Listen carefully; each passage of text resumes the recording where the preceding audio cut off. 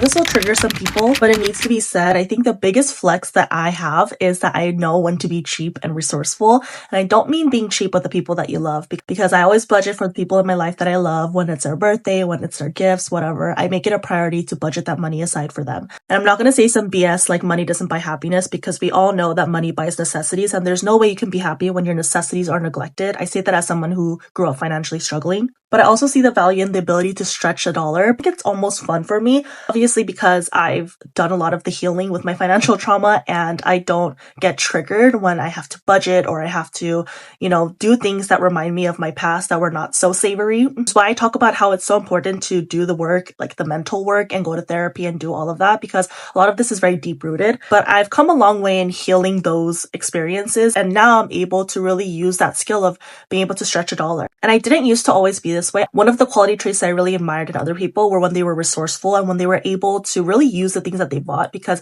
I had a really bad habit of impulse spending, and then whatever I bought would just collect dust, and then I would just donate it, and I just would feel like I'm literally throwing away money. So for my fellow frugal girlies out there, don't be embarrassed, don't be ashamed to use your coupons, use things on sale, like things like that are very normal. And I think maybe it's just me who grew up just being embarrassed of that, but now it's just become one of my superpowers.